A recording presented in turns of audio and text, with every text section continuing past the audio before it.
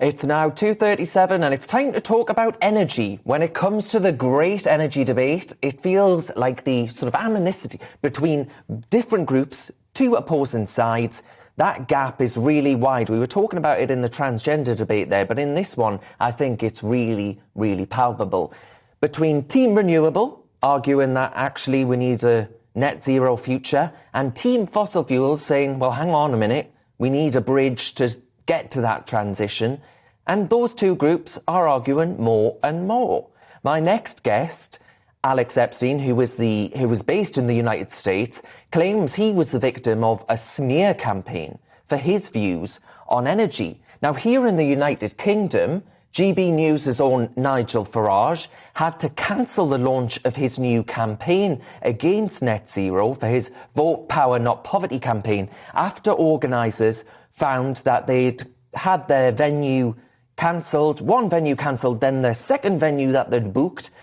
The host, the manager of that venue, received a torrent of abuse and threats and intimidation. So I say, why can't we just sit down and talk about this? What's happening to speech and debate, not just in this country, but in the US as well? I'm joined now by Alex Epstein, who is a philosopher and energy expert and the author of The Moral Case for Fossil Fuels, with a new book coming out shortly too.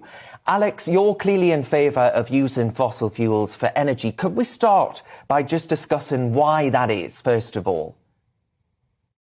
Sure, absolutely. So the basic reasons are, one is energy is crucial to human life, or what I would call human flourishing. And specifically, we need low-cost, reliable energy for billions of people in thousands of places. Number two is that fossil fuels are uniquely good at providing low-cost, reliable energy on a global scale. That's why they're 80% of the world's energy today, and they're also still growing, particularly in places that care most about low-cost, reliable energy, such as China and India. So when you are looking at fossil fuels and when you're looking at the side effects, which they do have, including climate impacts, you need to factor in those benefits. And my argument is, if you look at the benefits and side effects carefully, fossil fuels are an overwhelming good, in particular because they have a benefit almost nobody discusses, which I call climate mastery. They allow us to take the naturally very dangerous climate and to make it unnaturally safe. That's why this is a matter of public record, but most people don't know.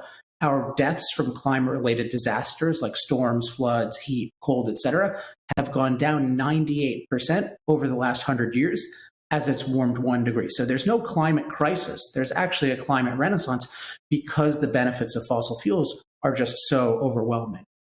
I mean, Alex, a lot of people, some people watching this may well be clutching their pearls, saying that I've never heard such a pro-fossil fuel narrative before.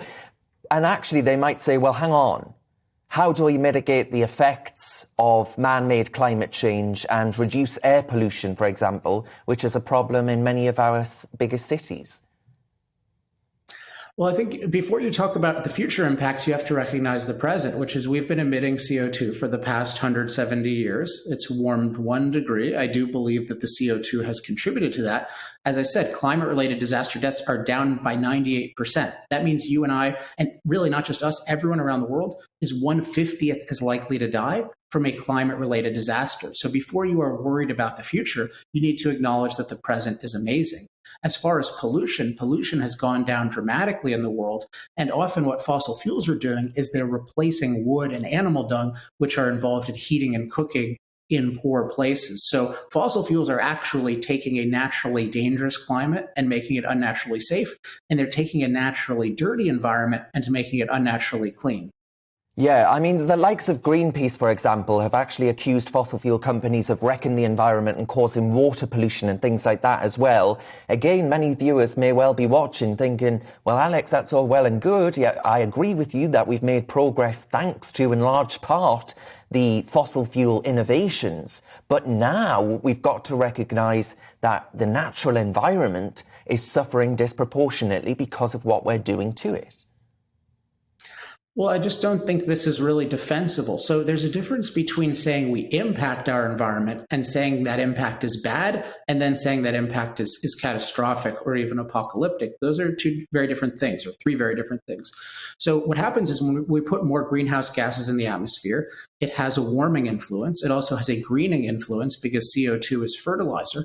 And the warming influence tends to warm the world in colder parts of the world. So it's really not global warming. It's more like global thawing. You have to recognize the Earth today is very, very cold, and it has a very low level of CO2 compared to its history. What warming does is it makes the world slightly more tropical. Now, you can say I'm a little worried about the pace of that, but I don't think you should be. But this idea that we're ruining everything, that it's going to be bad, in general, a warmer world is a wetter world and a world more full of life. So what I think is going on here is people have a philosophical bias against human beings impacting nature. We've been taught that it's immoral, and we've been taught that it's inevitably going to destroy us. And both of these are primitive religious views that have no science connected to them whatsoever. Well, Alex, as you well know, I'm on the side of human beings and I am pro-human progress. I've said that on this show many times before.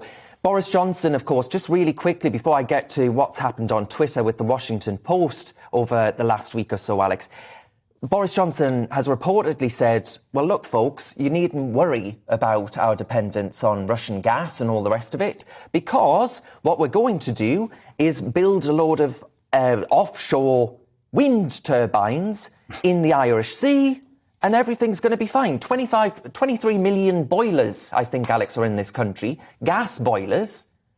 And actually, the solution to that, Boris Johnson says, is more wind turbines.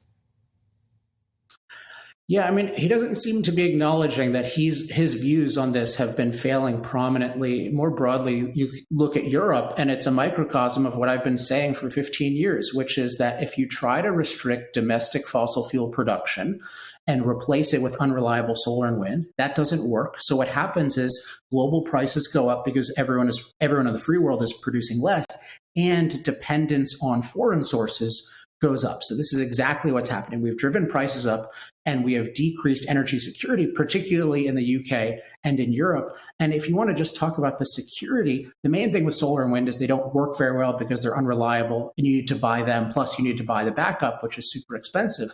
But the other thing is the entire supply chain is controlled by China. So if you think Russia has control of oil and gas, China controls essentially 100% of the processing of components for the supply chain of solar, wind, and batteries. We have a disastrous dependence. And for electricity, these are inferior technologies. So we should be focusing on liberating fossil fuels, nuclear, and hydro, which actually work. Yeah, Alex, I mentioned there at the very start that you have been in the middle of, what was going to be a article that didn't paint you in a very favourable light, I think it has to be said. How do we actually bring both sides of this debate together without actually, it seems to me that both sides right now just want to destroy each other or smear each other's names? What's going on here? There has to be a commitment to having intellectual discussions. But one of the challenges of that is sometimes in an intellectual discussion, one side is winning, and then the other side doesn't like that. And so then they respond with unethical tactics. And I think this is what is happening. Before me and a few other people like me who argued that, yes, we do impact climate, but any negatives of that are far outweighed by the positives of fossil fuels.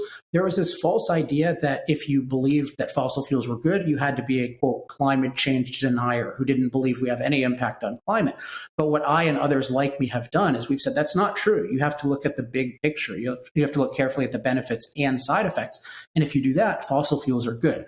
Now, the establishment, what they should have done is they should have engaged us and they should have either agreed with us or refuted us. But instead, what they did first was they ignored us. So my book, Moral Case for Fossil Fuels, was a New York Times bestseller. The New York Times didn't cover it. Almost nobody covered it. Almost nobody engaged it. It's been 7.5 years since it came out, even though it was a wildly popular book that was praised by many free market people and was very influential. Now the new book, Fossil Future, is coming out, and I think now I have enough prominence where the other side doesn't feel like they can ignore me because I have so much influence right now. I work with over 100 political offices, advising them on messaging, all kinds of things like this. So what they've decided is to smear me. And so last Monday, I was sent an outline with quotes of a Washington Post planned hit piece that, of all things, accused me, a lifelong individualist, of being a racist. And you ask, what does that have to do with energy?